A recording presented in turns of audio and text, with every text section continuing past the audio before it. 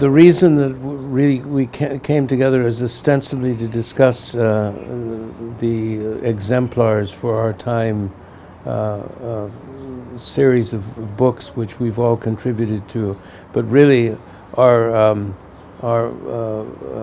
real intention is to be able to sit with you, Dr. Mostafa.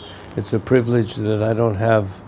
I haven't had for a long time, and I look forward to this. And I thought it might be appropriate to read what the Fuqara read in North Africa, or what they sing when they arrive in a zawiya. Greetings to the people of protection, wherever they may be. Blessed be they, and how excellent their abode. For them the guardian Lord has manifested sons of his splendor. Would that my cheek were their sandal in the dust. When, dear brothers, will one come with good news of your arrival, that we might rejoice and be united? Let me be among you even as I am, for though I am not worthy of being among you, still you are worthy. Peace be upon you, and may Allah ennoble your rank, and may grace and joy always be yours. Days are only sweet if they contain your mention. You are the radiance of my eye and its light. When my eye beholds the faces of my beloveds, that is my prayer offered in the nights of yearning. Faces which, when their beauty is unveiled, illuminate the world in all directions. And that's our sentiment when we come to visit you, and that applies to everybody in this book. Faces, when they are seen shining, they illuminate everything around them, to the horizons. It's just enough to look at one of these faces to feel peaceful and happy. Yes. And we have, to a certain extent, all been able to view not only one of these faces, but any number of them, even if maybe we didn't know what we were looking at. I mean, I think of Habib, but all the people visiting Habib Ahmed.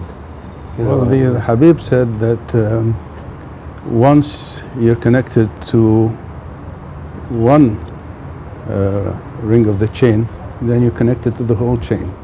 Yeah. And then once one of them is looking after you, then they're all looking after you.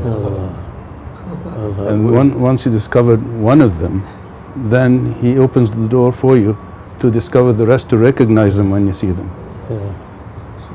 I discovered that, having known Habib Ahmed, that whenever I went, then the awliya were recognizable, whereas they weren't before. Yes, yeah.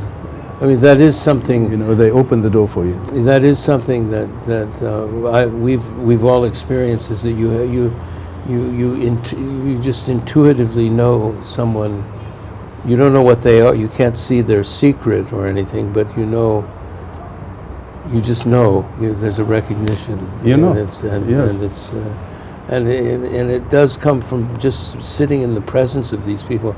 The way I've tried to explain it is their ego is extinguished, and that's such an striking and subtle thing, because they're still people, they still eat, they still sit with you. They're different inside. But they're different, they're different. They're very different inside. You see what the Prophet said. He said, you recognize a man of Allah because as soon as you see him, you remember Allah. Yeah. That's a sign, that's a mark. Yeah. As soon as you see him, you say Allah, you remember. Yeah. And that is an unmistakable sign. Yeah. They're always recognizable in that way. Yeah. SubhanAllah. In various guises. Yes. One with a turban, another with a necktie, another in jeans. Yeah. They come in all kinds of forms, but they all share this particular attribute, which is that when you see them, you remember Allah. Yeah. Yes. one of the subjects that we talk about is the anonymity of many of these people, where they're veiled though. And Abdul Azim has this, because of his state, has had the ability of actually capturing a few of these people on the fly. With just by intuitively knowing that they're there. And there's one photograph, if you might remember it, of a woman in the streets of Multan, and it's a priceless photograph because she's looking straight at the camera and she is not well pleased. And apparently, when she saw Abdul Azim take the photograph. Right, correct me if I'm wrong. He was told later that she disappeared. She disappeared, yeah. That's why he said there are some people that once you expose them, they have to move somewhere. They have to move somewhere else. Yes. And I feel ashamed that I took it, but I had to. It was an impulse. I just saw her. I couldn't help myself, But she saw me as soon as I took the picture. She just gave. But generally speaking, you don't recognize them unless they make themselves known to you. Yeah. Yes. I didn't. Because they scan you first. Yes. And they find out which kind you are. If you're the kind who loves them, who respects them, who knows who they are, then they make themselves known. Otherwise, they stay veiled. Yeah. This is also Sheikh Salih Al-Jafari. Were you able to meet him? No, I never. I was in England at the time when he was because I sat in his durs. So that I had the experience of just watching him. He was extraordinary. But apparently, until 2 years before he passed away, anyone who tried to take a photograph of him or record him, the recording came out as static, and the photographs never came out. And he said, "It's because I didn't give you permission." And then he started to let people photograph him in the last couple of years. I love talking about these people. Well, they're just about the only thing worth talking about. What else is there? Absolutely. They're the door to Allah. They're the door to everything that is good. Yeah. You can't reach anything that is good without them. Yeah. So what else is there to talk about? Yeah. It's one of the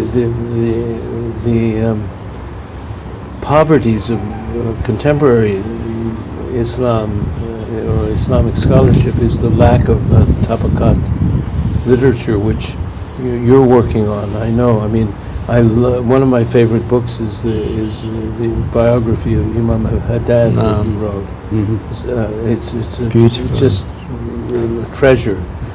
And now you're doing the full we've got the biography. Blessed Valley. There you have the biographies of all the Alawites from the very start until.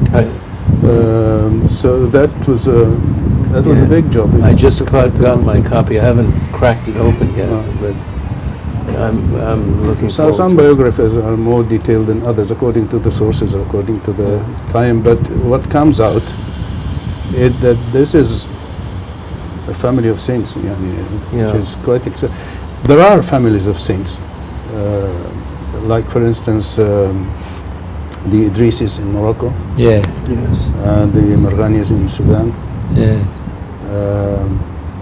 the Qadris, the children of Sheikh Abdul Qadir, are everywhere. Yes. Everywhere. Absolutely. Yeah. You know, the Sheikh Muhammad Radwan you met, he's a descendant of Oh, is he? of Sheikh Abdul Qadir al-Jilani. MashaAllah. And they moved from Iraq to Morocco, and then from Morocco to Upper Egypt here a few hundred years ago.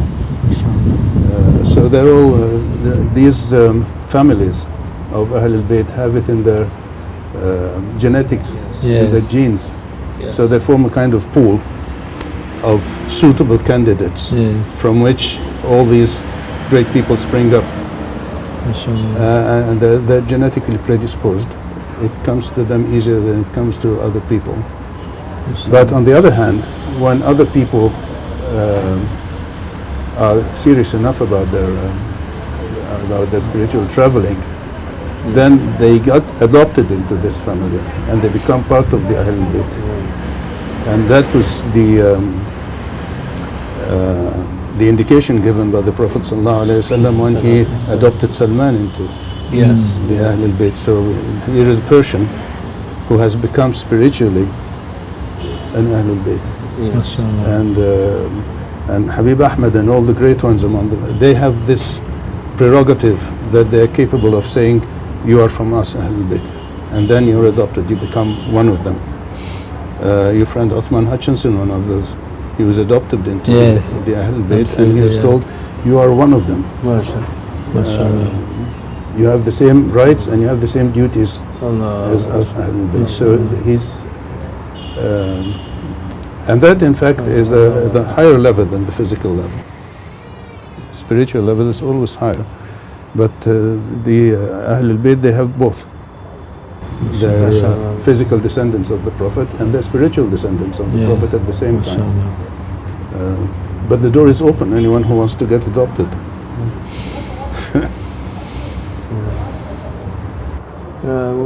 I knew Uthman when he first became Muslim, and we were together, and then I didn't see him until he passed away. I mean, we saw him in the 1970s, and he was with me, in Monterey, and then he went off and had his life, and it was in Medina, and I never managed to see him in Medina. But look at that. There's a secret there. Someone comes from, I don't even know where he was from. New York City. From New York. And he'd inherited a little bit of money, and he had a little Land Rover or something like that, and then he went off to Medina. And we have to be very careful of how we evaluate people or look at people, because we see everyone at the beginning of their path. And like Hamza Yusuf also was with me in Monterey, and then he went off and did what he did, and suddenly he comes back and he knows a lot more than I do. MashaAllah. Yes. How did you come to meet Habib Ahmed?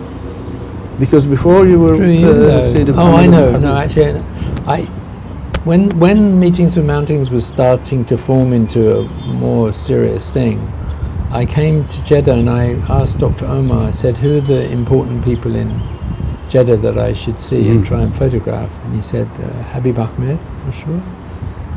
Habib Abdul Qadir Sagar, and then his sheikh. But he said, I know he said my sheikh doesn't like photographs. He won't let.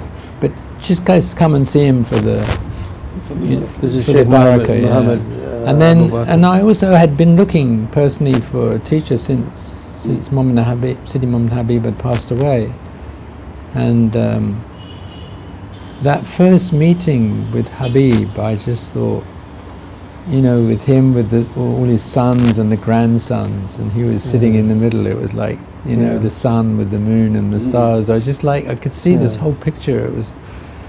I just came away with this thing, and I thought, there's something really interesting here, And then I kept going back, and then I gave him the D1. And I told him the whole story, how Sidi Muhammad Habib had passed away and there seemed to be no successor to that lineage. And he listened very carefully, Habib, and then he said, I will find out who the inheritor is.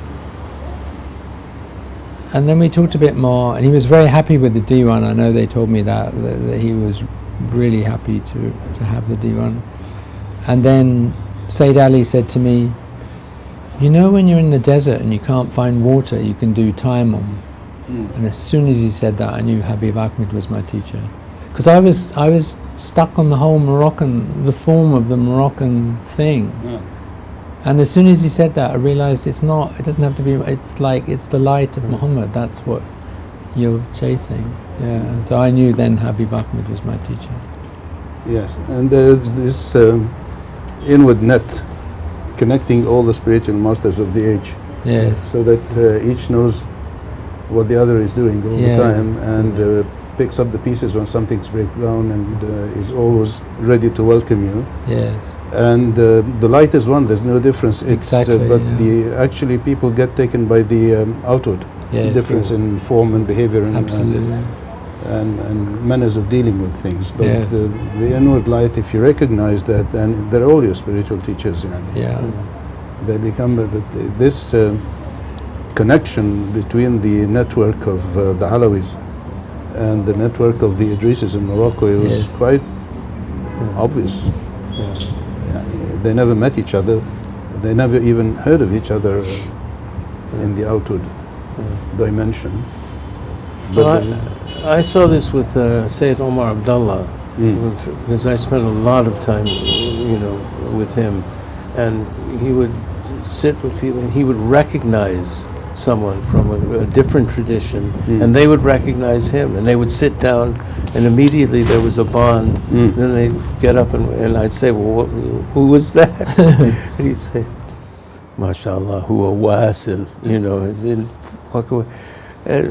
So I got used to that. He would take me to all these, like Atas al-Habshi, I tried to go myself once, knocked on his door, and then nobody answered the door, but when Sayyid Omar came, the doors opened and we would spend time. Because I think he almost never went out. Habib Atas was very poorly, he was, his health was very yes, frail. yeah. And he had specific time to receive people. Juma, I think. Yeah, we used once to or go twice a week. Yeah. Or otherwise you had to take an appointment way ahead. Yeah, advance. yeah. But Once I saw, I went to Habib's house in the morning in Jeddah, and we went to Mecca for Jummah. And he was invited to his one of his relatives in Mecca from the Haddad family, who had also invited Habib Atas Habashi and Habib Abd Qadir al-Saqaf. So we met briefly in the Haram, and then everybody took his car in. Now, Habib's car was the first to reach the house, and he immediately went down, went right inside the door, and then stood in attention, just leaning on his cane, as if sort of a honor guard waiting for, a VIP president or somebody to come in. And he was coming, was Habib Atas Habashi. So Habib was standing like this, like very, very humbly, waiting for Habib Atas to come in first. And Habib Atas looked at him and stopped at the doorstep. And after a while, Habib raised his head, "Come in, Habib Atas." Habib Atas told him, "You go in first, ya Habib." He said, "No, you go in first. You go in first." And then, it seemed to be going on forever. So Habib Atas, he told him, "Ya Habib, Allah has preferred you over the lot of us. He's given you more than He's given everybody else. Please go." And then when they gathered, all three of them, Habib and Habib Atas Habashi and Habib Abd Qadir, you know how the whole world comes alive and everything becomes pulsating with light. yes, They seem to reinforce each other's lights. And it becomes as kind of a palpable physical thing. This is one of the very, very few occasions when I saw them all three together. But I was very impressed by the real humility. yeah, Each thinks he's a wali, I'm not. I should give him proper respect. Wali from Ahlul Bayt, a great man, and treats him like this. And the other wali reciprocates. But on the whole, this, what we were just saying, that there is no nafs inside, there is no ego, there is nothing, there's nothing that, there's nothing but Allah inside. Zero judgment when you come in front of Him, Yeah. which is so uncommon these days. It's unheard of almost. Yes, you don't see this, and you don't, people don't even aim for this when traveling. They think it's too far-fetched. It's too. But that is really the real goal of following the spiritual path, which is to cease to exist as you, and make room for Allah to come in. And I remember, young people have a sort of fear of coming into the company of these people because they're going to see all my faults and everything. And I remember you explained that to me, which I always remember. You said to me, no, they see you at a certain point in your journey. It's not from a judgment thing, they just see where you are. And then, like, if they foresee difficulties, they pray that they'll be eased. They do what is necessary at that stage, yes. Yeah, and that's a very different transaction,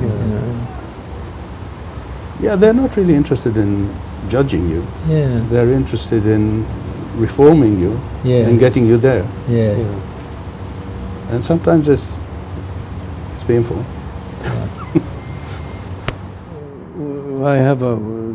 I tell this story in one of the books that I wrote, but I'm always reminded of it when I was sitting with Sayyid Omar Abdullah in Habib's house, in Sayyid Ali's house, and Habib was in another room and talking to someone, and I think it was about like where he should live. He's wanted to buy an apartment, and it was.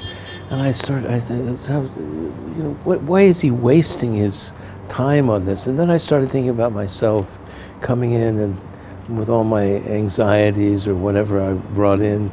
And I said to Sayyid Omar, we were just sitting quietly, and I said, I don't know how Habib can stand being around someone like me. Seriously. And he said, Habib only wants to be alive because of someone like you, But he said it with a straight face. He said, otherwise he'd rather be with his Lord, And that to me opened up everything. I understood that transaction. It's a completely selfless, wonderfully selfless way of looking, and I think all of us, to the extent that we can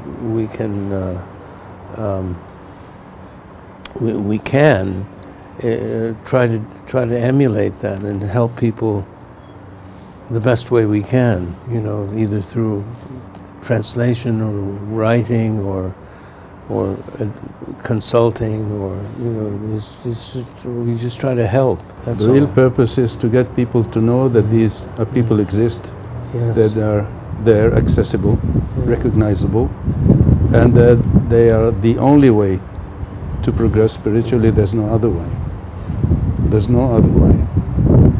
Why do you think that this tradition has kind of vanished for a while? Because I don't think there's all that much 19th century material on the awliya, and the tabakat literature seems to have fallen off after a certain point.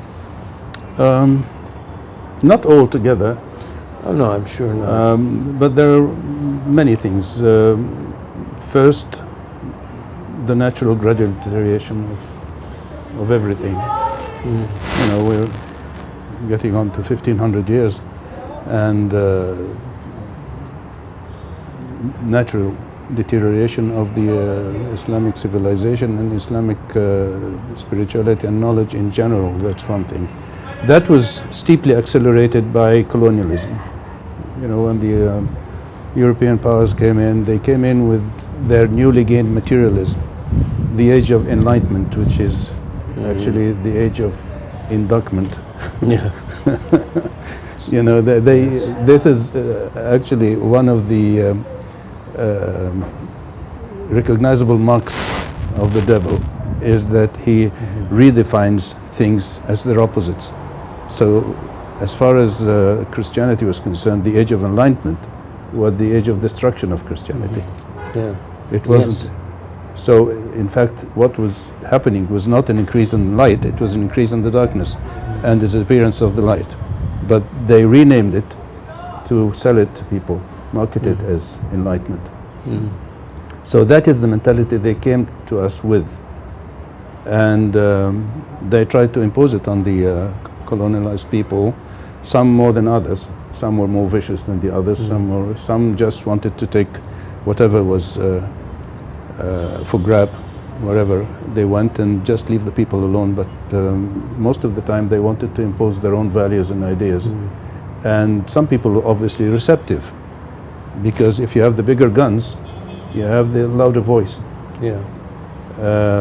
So that we went through a period when many Muslims thought that the only way to get out of this was to become as technological as whereas the shuyukh, the Sufis and the ulama in general knew perfectly well that the only way to get better was to return to a stricter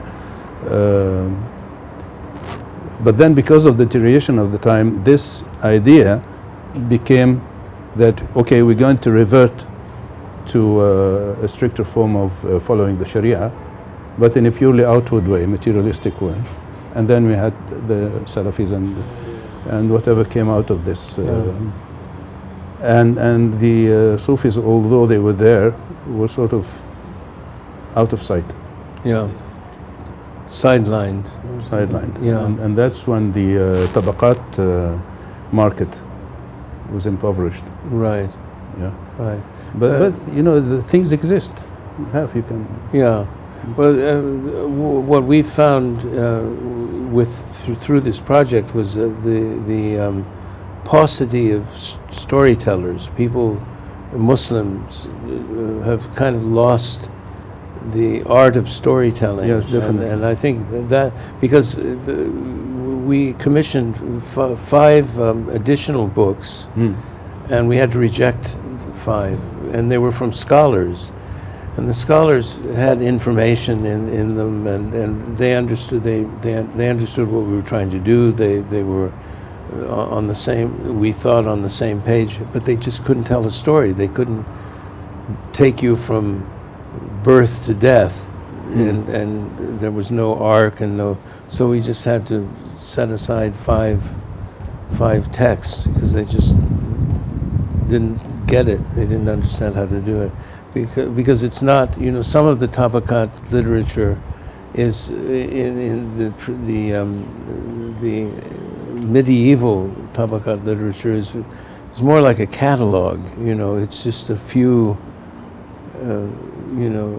who the teachers of some of the people were and where their ijazas were and so on. And then there were others more like Attar and the Imam Sha'rani. Sha'rani, Sha'rani's tabaqat's full of stories and details, yes, and amazing stories, and not just the usual stories. Yeah. So, but I think because most of the great tabaqat or the biographies are ancient, it leaves the impression that these people don't exist anymore. So we were trying to, and this is what you've done, and what we've tried to do is to just sort of say, yes, actually they do exist. You know, have a look. And my favorite passage from your book. Let me see if I can find it. It's the last passage. I think is so important. You say the passing away of Habib Ahmed was but one more instance of this truth, for he left an irreparable breach in the defenses of Islam. Such saints are irreplaceable and leave a permanent emptiness in the hearts of all those who have known them. May God reunite us with him in the abode of peace and heal our hearts of their longing. When they hear about him, many of those who missed meeting Habib Ahmed Mashur al-Haddad regret the lost opportunity.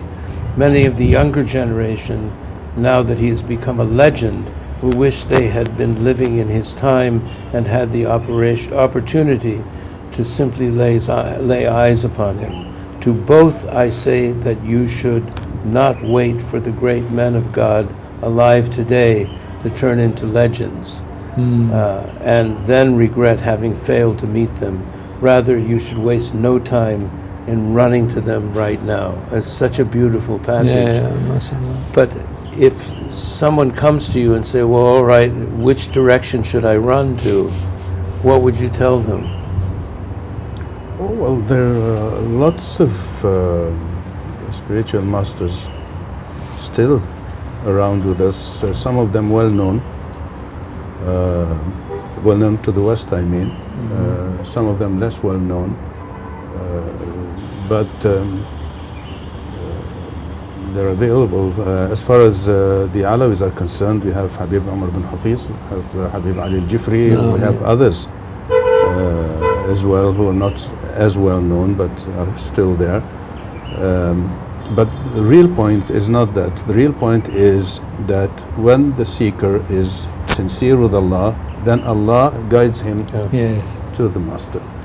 It's not a question of dealing with people and relying on your own intelligence to decide whether this is a real sheikh or not. It's your sincerity with Allah. If you're sincere with Allah, because all people have this obsession about falling into the hands of an imposter sheikh. Somebody who's just exploiting people, not really a real spiritual master, or just pretending to be a spiritual master and not being one. And that is a misplaced fear, because when you're dealing with Allah, you can fall into the hands of one of those once and twice, but it is Allah whom you're dealing with, it is Him you are seeking, it is for Him to save you out of this situation and lead you to the right person. And that has happened so many times, that people are sincere, they have the will to travel to Allah, and they're trying their best, and then they fall into the hands of somebody who's not a real master, and they stay with him for a while. If he's not an outright imposter, they will benefit, they will learn things, but then Allah will move them from there to a real master who will take over their affairs, and because it is Allah who allocates the seeker to the master.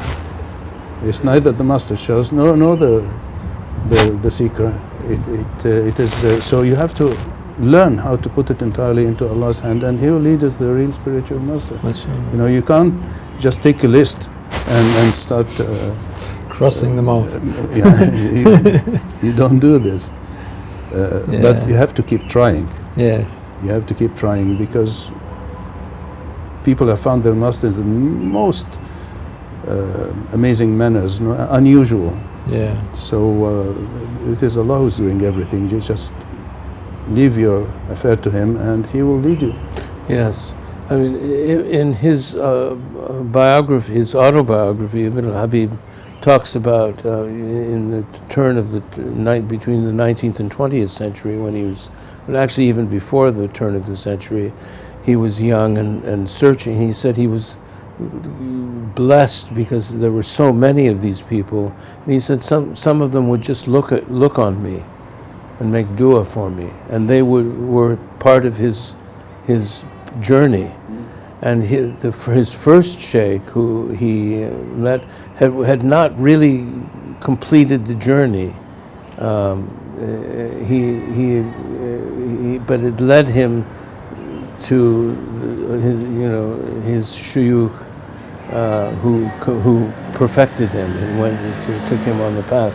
So it's step by step, and I think one of the many young people think that they have to have some grand sheikh that knows everything, or that they think knows everything. But there are also people on the way, sincere people who can, help them, to keep them in good company, with good akhlaq, with all attributes from the shuyukh that they've learned.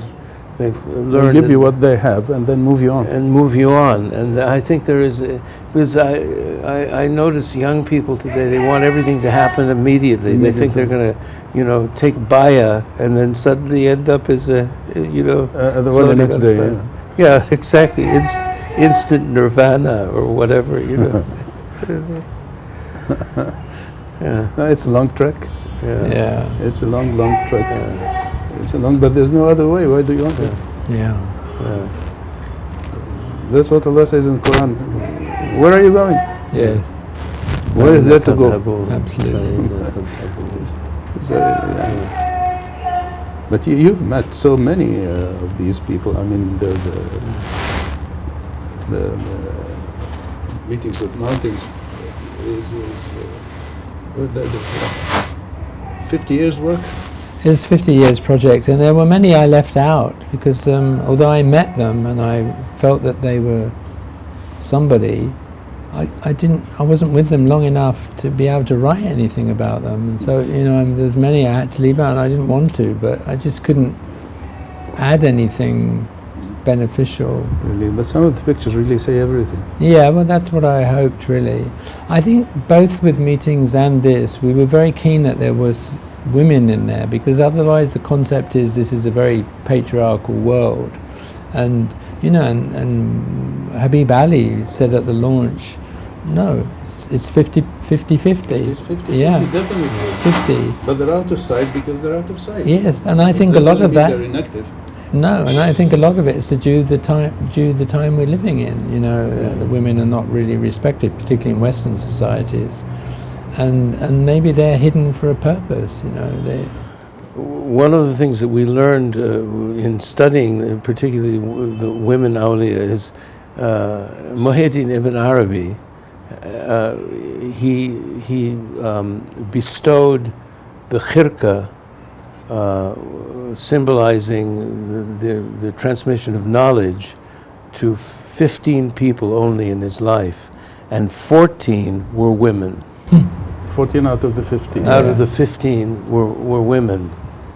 And when you start digging into these, there was a waliya in Morocco who used to pray in Marrakech with 1,000 women, awliya, every week. I mean, and that's kind of disappeared. And I'm not sure whether it's spiritual or social, whether the women are. And in Tarim, Aziza Spiker, she spent months there, and there are incredible women awliya, the Hababa there. They're out of sight because out of respect for them. Yes. That's. Muslims keep their women out of sight out of respect for them, not to keep them down. Yes. But in Tarim, we find half the women of the family are from are awliya.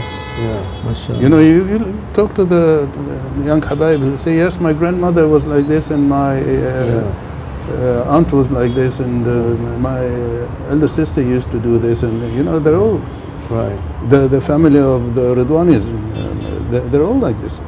All the women are. So this is the normal thing in families of Ahlul Bayt. It's a 50-50, but the women are kept out of sight out of respect to protect them. Yeah. I never forget after the Mawlid of Lamu, all the shayukh and all the scholars went and kissed the hand of the Hababa, the granddaughter.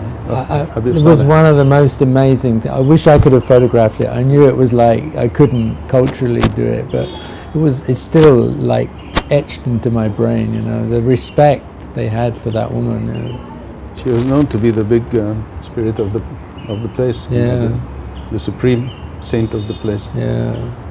So and when I tell people there, especially women, they're just like, really, that. Well, the other thing that we tried to bring out in the book is this idea of the use of the word rijal, ya rijal Allah, and that it's gender neutral. And I hadn't realized this, is that it refers to knowledge rather than gender. So a woman can be a rajul Allah. Yes. And a man could not be. Could also be called a rajul. Yes. Unless, and they'd say that Maryam, and I think this is from Attar. I'd have to go refer to the book. The first let me read that, because it's fascinating. sorry.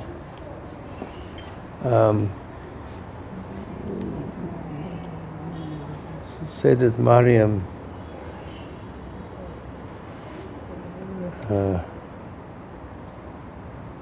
You know, some of the Sufis, they say either quarter of a man, third of a man, half a man, spiritually speaking. A full man is a man with the fath, a man who's a full saint.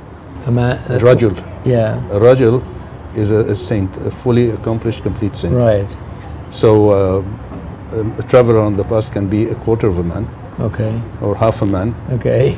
So it doesn't have to do with virility, it has to do with spirituality. Yes, So as Haroon says, this is really gender neutral because Yes. it applies to women. A woman can be half a man, she can be a quarter of a man spiritually. That's a spiritual rank. mashallah. So when they talk about Rijalullah, it's always includes both genders. Yes, yes. It's, in this sense of the term, there are women who are rijal and men who are not. In memorials of the saints, Tadhkirat al-Awliya, Fariduddin Attar declares that God will invite the elect to enter paradise by calling out, Ya Rijal, and that it is Sayyidat Maryam, mother of Jesus, who will be the first to respond to the call. Mashallah. And women, this is when we read this to women, they're astonished, Muslim women, because this is not what they've been raised on. That they've never had this kind of information shared with them. I mean, at least in the West, in the Western English-speaking world that we're dealing with. Yeah. And this is something we've both really kind of focused on, and we've both been sort of criticized for not having more women represented, but it's very difficult. It was very difficult, yeah. We asked Mulli Hashim Belghiti about where we could find women awliya, and he just laughed. And he said, it's hard enough to find men awliya. He said it's almost impossible to find women. They'll probably be coming out because we're at the end of time and things are opening up. And as you see, we're now speaking of things that we wouldn't have dared speak of 30 years ago. So they will probably be coming out because by force of civilization, let's say, this civilization will force them out. And when but again, you see, when they come out, they hide themselves. They don't just come out into the open. And you can meet at Sayyidina al-Hussein or someplace a modern made-up woman, who looks like a university teacher or something. And inside that, there will be something big, but she wouldn't let on unless circumstances force her. So even if they come out into the open, it will not be in the way that all the details of their lives will be known and you can write a biography of them. Well, I'm always astonished in these visits that we made. I was in Beirut once, and a lady who was like a housewife or a mother, very ordinary appearing woman. She told me when she was in Medina, in the Rauda, every time she made sajda, the face of Rasulullah ﷺ appeared. Every time. And I thought,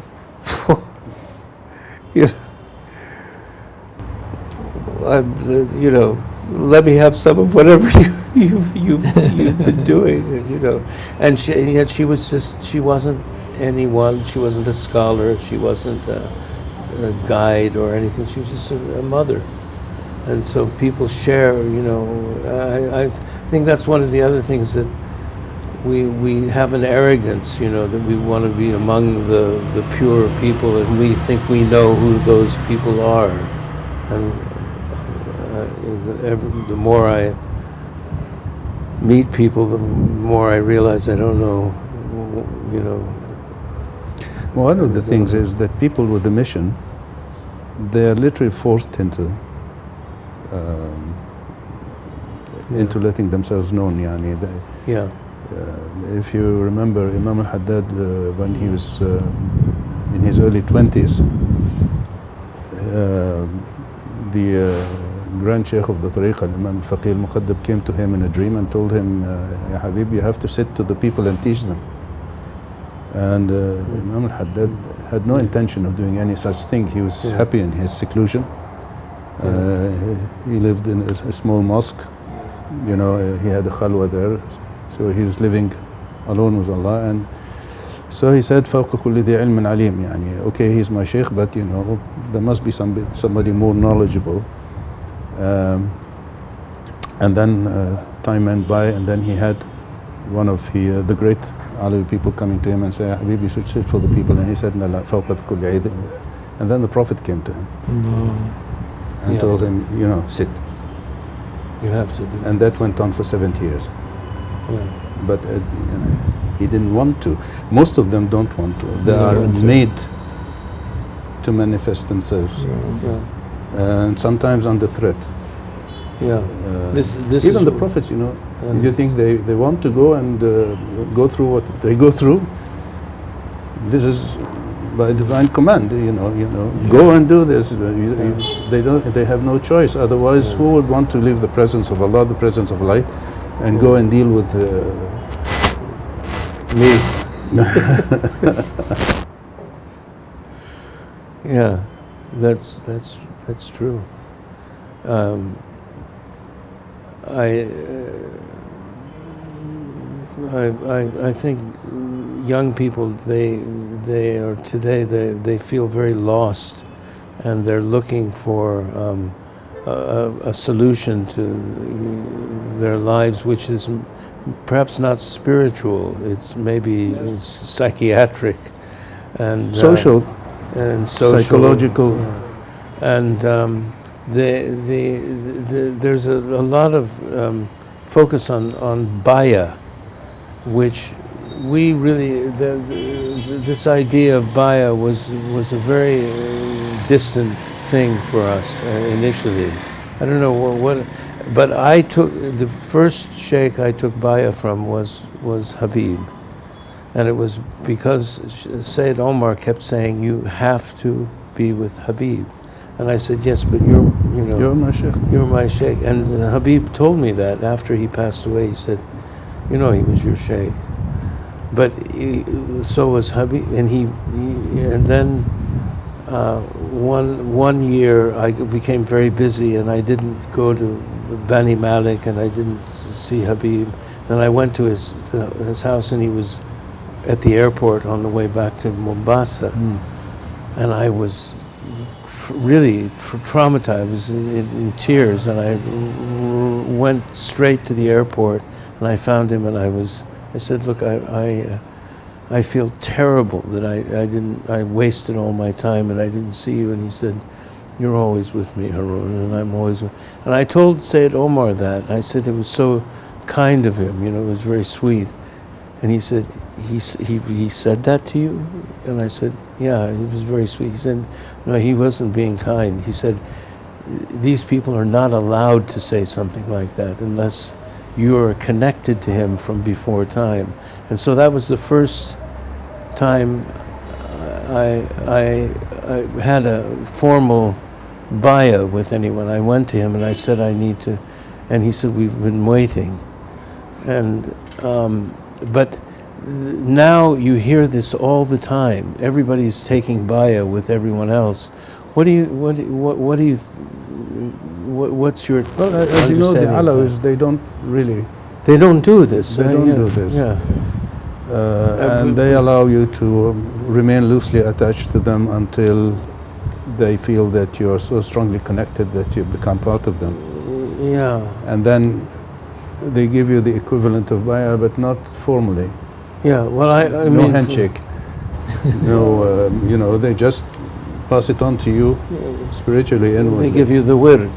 That's what he said. This No, the word is even, they can give it to anybody because it's no, a I know. general word. Well, that's Well, the problem is the young people of today, they have a conception of what a sheikh should be and what a tariqah should be and what a baya should be, and they have they need everybody to conform to this in order to be shuyukh. They don't have the flexibility mainly because of lack of knowledge and lack of experience of the awliya. If you spend some time with the awliya, that the thing is much more fluid than that, and the spiritual world doesn't operate according to hard and fast material rules like this. So they have to be a little more flexible. And the question of competition between tariqas, this is really silly. this cuts you off from all kind of spirituality. Then you're off track. Yeah. One of the really important passages in the Sage of Arabia in your book, your biography of Imam Haddad, was when he, to me anyway, was when he said, never imagine that you were from the elect, because the conditions don't exist for this at this time. And I think this is something that's not understood by most Muslims today who are aspiring to spirituality. They don't understand it. We're not like in the Middle Ages where, you have people who are completed in that These were the time. days when the sheikh would be sitting, 30 waliah to his left and 30 waliahs to his right. Yes. The whole majlis full of It's not like that anymore. No. This is the end of time. We had this, just for a couple of years, we had this experience in Morocco after Ibn Habib died, because he lived a long time. I mean, he lived to be 100, and he was a sheikh for like 60, 70 years. And the people in those rooms, there were, I don't know if there were 30 on each side, but there were probably about 20 or 30 people in the room. I started going gray, just, the first time I encountered that, and I used to fall asleep, and he took photographs of me sleeping. Protecting yourself. Yeah, well, in retrospect, I realized that it was probably a good thing, because it was shattering, because there were all these people, and they didn't care about you. They cared about Allah. That was all you saw in the only transaction. So there was no personality or anything. But now, I think, like you said, it's very hard to find. I remember something like maybe 35 years ago when I attended a Mawlid at Sayyid Muhammad Alawi al-Malki's in Mecca. MashaAllah. And Habib was there, and Habib Abdul Qadir, and there was a row of Habaib, something like maybe 12 to 15 on each side. Ya Allah. Turbans. Yeah. It was very, very, very, very impressive. I'd never seen this before. I'd never even imagined it existed. And then I began to recognize that not every humble, nondescript person in the background in those circles was a nobody. They were all somebodies.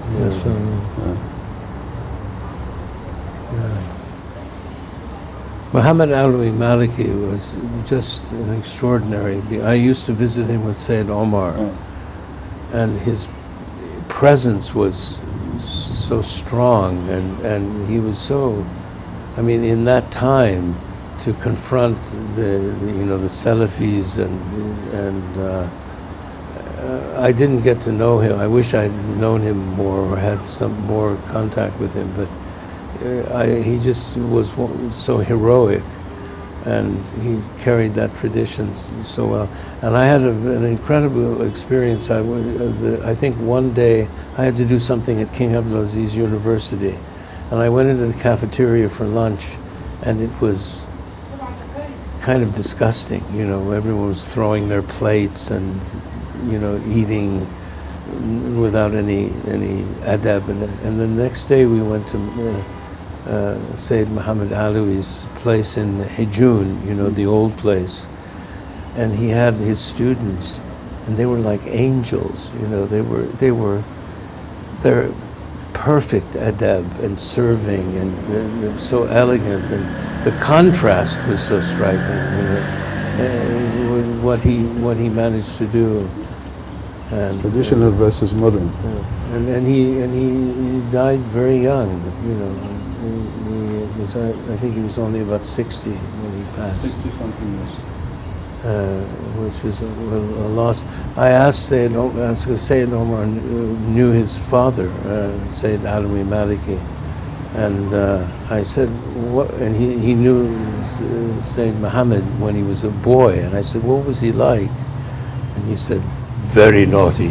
Yeah. Yes, he was. And you know this how? Did you hear some? I've heard people, everybody in Mecca knew this. Yeah. And I mentioned this to someone who knew, you know, who had studied with him. He said he was naughty when he was grown up. I mean, he was mischievous, you know. I really wish that we'd had more contact with him. I'm very grateful because you interceded for me to do his picture at a time when he didn't see people, you know, during Ramadan and stuff, and he very graciously allowed us to come after Maghrib and take the pictures. Yeah. I was really anxious for a good picture of him to be taken because, you know, you people, they don't pose for people. Yes. So you have to snatch a picture. Yeah, and, so your appearance was a good opportunity to have a really good portrait of him. Yeah, I'm grateful. And then I met him again later, just before he passed away, when he was much grayer. And Alhamdulillah. Okay, shall we stop there? Do you want to? I could go on all afternoon, you know, if you want. Yeah, same. No, I think same here. But no, it's beautiful. It's No, really useful. I love just to capture this, you know, these kind, because I don't know when I'm going to see you again. Oh, soon, inshallah. Inshallah. Wallahi. Soon, inshallah. So good to see you.